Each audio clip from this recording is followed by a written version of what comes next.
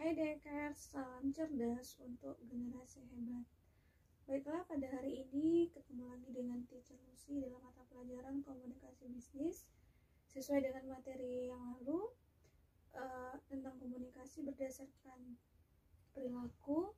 Nah, saat ini kita akan mempelajari komunikasi berdasarkan pola jaringan dan komunikasi berdasarkan ruang lingkupnya. Baik, anak teacher, komunikasi berdasarkan jaringan kerja itu ada 3. Yang pertama, komunikasi jaringan bintang adalah suatu bentuk komunikasi yang terjadi melalui satu sentral, pola bintang, dan saluran yang dilalui dalam komunikasi jaringan bintang lebih pendek. Yang kedua, komunikasi jaringan kerja rantai adalah suatu bentuk komunikasi yang terjadi menurut saluran hierarki organisasi dengan jaringan komando atau instruksi yang jelas dan struktur. Bentuk komunikasi jaringan kerja rantai mengikuti pola komunikasi formal.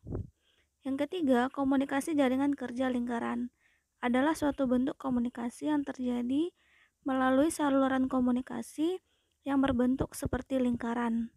Saluran komunikasi jaringan kerja lingkaran terjadi lebih singkat.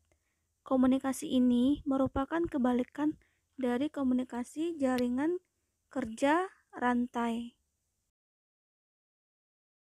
Baik, kita lanjut yang PE, itu komunikasi berdasarkan ruang lingkup. Itu ada 2, komunikasi internal dan komunikasi eksternal.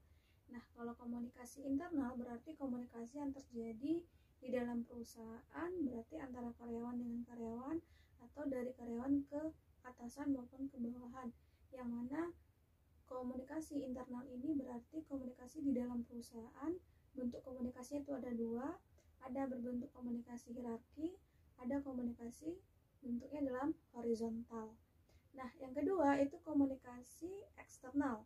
Kalau komunikasi eksternal berarti komunikasi perusahaan dengan orang luar, berarti di luar lingkup perusahaan.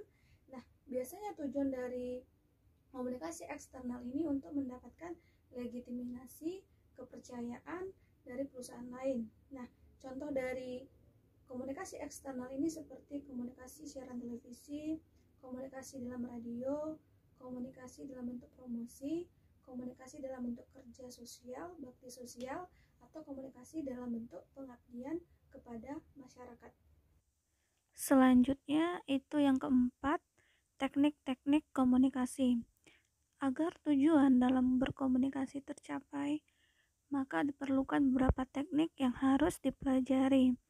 Yang A itu teknik tataan, adalah suatu usaha atau upaya menyusun pesan komunikasi sedemikian rupa sehingga pesan yang ingin disampaikan didengar atau dibaca oleh pendengar atau pembacanya. Pesan tersebut dapat memotivasi orang lain untuk melakukan sebagaimana disarankan oleh pesan tersebut dengan sebaiknya. B. Pesan teknik ganjaran adalah suatu aktivitas atau kegiatan untuk mempengaruhi orang lain dengan cara menawarkan imbalan atau hadiah tertentu. Teknik yang C, teknik integrasi, adalah suatu kemampuan komunikator untuk menyatukan diri secara komunikatif dengan komunikan atau mendengar dan membacanya. D. Teknik red bearing adalah suatu seni seorang komunikator untuk meraih kemenangan dalam perdebatan, dimulai dengan mengelakkan argumentasi yang lemah untuk kemudian mengalihkannya sedikit demi sedikit ke aspek yang dikuasai guna dijadikan senjata ampuh dalam menyerang lawannya. Yang E, teknik asosiasi, penyajian pesan komunikan dengan cara menumpangkannya pada suatu objek atau peristiwa yang menarik perhatian khalayak ramai. Manfaat dari komunikasi itu ada 2, yang pertama itu internal, yang kedua eksternal. Nah, yang internal itu terdiri dari 2 poin. Yang pertama, dengan meningkatkan komunikasi secara efektif, itu bisa membantu komunikasi kita antara staf organisasi, baik dengan pimpinan maupun dengan bawahan. Nah, dengan efektifnya komunikasi itu akan membangun karir seseorang di dalam sebuah perusahaan. Selanjutnya yaitu komunikasi dari segi eksternal itu manfaatnya yang pertama itu membangun citra perusahaan di luar perusahaan. Yang kedua yaitu bagaimana dampak positif ketika kita berkomunikasi dengan orang lain itu bisa meningkatkan hubungan baik atau kerjasama kita dengan perusahaan tersebut. Nah, tujuan dari komunikasi itu ada 3. Yang pertama itu persuasi, bagaimana kita memberikan informasi kepada pelanggan dan memberikan informasi kepada pihak perusahaan lain, sehingga informasi yang kita sampaikan itu bisa menimbulkan semangat atau keinginan dari pelanggan untuk membeli atau ingin melihat perkembangan dari perusahaan kita.